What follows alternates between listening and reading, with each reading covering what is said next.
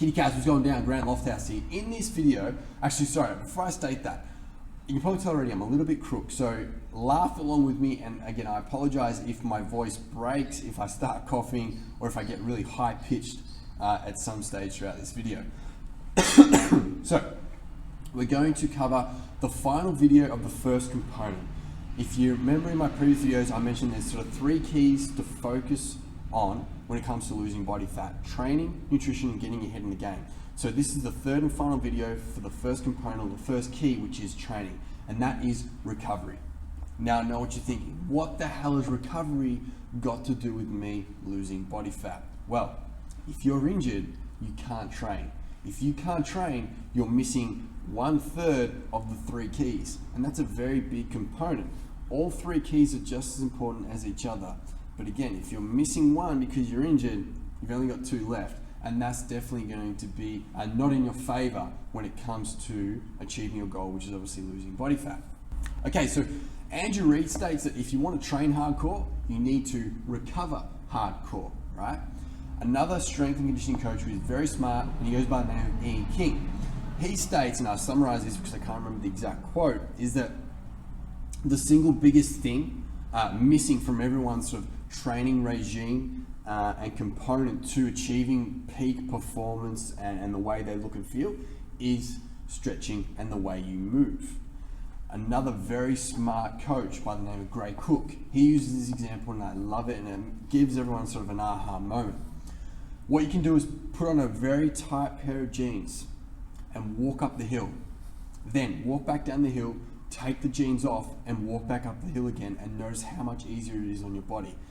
Now this example is so great because obviously to understand sort of the metaphor is that if you put the tight jeans on, that's essentially being really tight, right? You just can't move freely the way your body should. Then you go and do some form of exercise, and it's so much harder on your body as opposed to if you just couldn't move freely and do the exact same exercise. Now I know what you may be thinking kinda is that, well, if it's harder on my body, that means I do more calories, or I burn more calories, right? Well, yeah, but it's hard for the wrong reasons. It's hard because you don't move well. Okay, it's not hard because you're doing something that's hard. It's just hard because you don't move well. And again, it's hard for the wrong reasons. I'm gonna give you 2 little tests that you can do to sort of just give you a basic rough idea of sort of where you're at. And you should be able to do this quite easily. And if you're not, then you probably shouldn't be doing a lot of training right now. The first test is you should simply be able to touch your toes. The second test is you should be able to get your hands relatively close together behind your back on both sides. I'll show you what that looks like.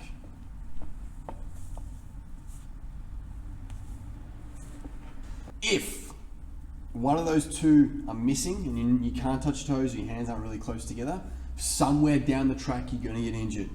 It's been pretty much proven, and we use the FMS system. A lot of this stuff is from the FMS, by the way. And the FMS system is that it points out to us that if you have a terrible active straight leg raise or a terrible shoulder mobility test, somewhere down the track you're going to get injured if you continue to train and don't address the problem. And again, obviously I can't show you right now how to do the FMS, but those are sort of 2 very sort of rough guides of giving yourself a self-assessment. Is you should be able to touch your toes, you should be able to do some shoulder mobility. There are other things that are important, but that's sort of like the absolute basics you need to be able to do. So if you can't, then what do? Start implementing some damn stretching into your regime. What we do here at the gym is that when a client first rocks up, I try and get them on the foam roller. And by the way, the FMS system that is taught to us is that you should sort of do a little bit of active release, so some foam rolling stuff or some massage stick or just getting a massage. Then you do some stretching and then you activate, okay? So a perfect example is what we do here in the gym when a client rocks up is they do some foam rolling by themselves when they rock up. That's what I want to do, 5 minutes or so, whatever. Then we go through their stretching and mobility stuff, okay? Now that's actually supervised by us. That actually eats into their training time. We call it a warm-up, but at the end of the day, it literally is just movement and stretching. Then we activate it with some core stuff, okay? Now, why do we do stretching and core work at the start of our workout when most people do stretching and core work at the end of the workout? The reason why is because it is so important. And because it's important, it needs to go first. Rule number 1 in any programming is that whatever you suck at, whatever is high priority, whatever is number 1, whatever is the number 1 thing you need to do, gets placed first in the workout because that's when you're at your freshest and that's when you can dedicate the most amount of energy to it. So for 90% of my clients that are average Jane and Joes that sit at a desk for 8 hours, guess what? It's not training, it's not getting stronger, it's not building muscle, it's actually able to move freely.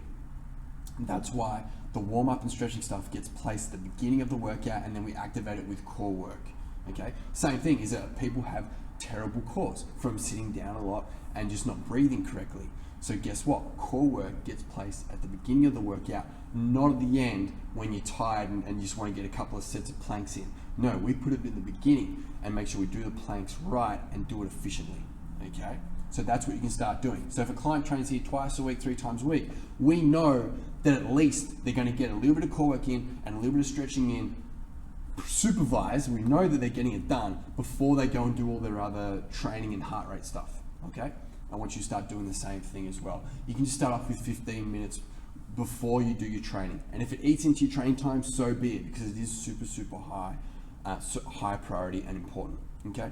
Now, some other things you can do to obviously help recover is massages and hot cold showers and ice bars and wearing compression tights and obviously avoiding or limiting alcohol. Alcohol has a very big influence on the way we recover in a bad way.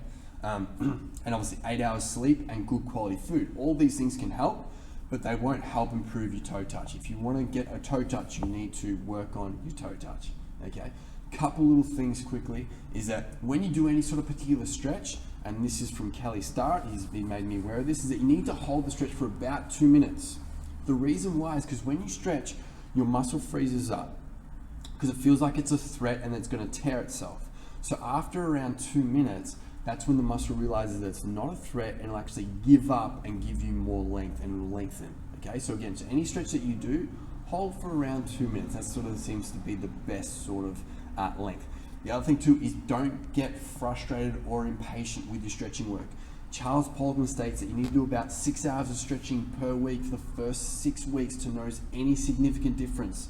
Okay, so if you don't get your toe touch within the first 2 minutes, don't throw in the towel. It does take a fair bit of time with stretching. That's probably one of the reasons why people don't stretch, is because it actually takes a very long time to see any significant difference. Okay, so hopefully this video has helped. If you got any questions, just ask. But apart from that, take care, comb your hair. I'll speak to you soon.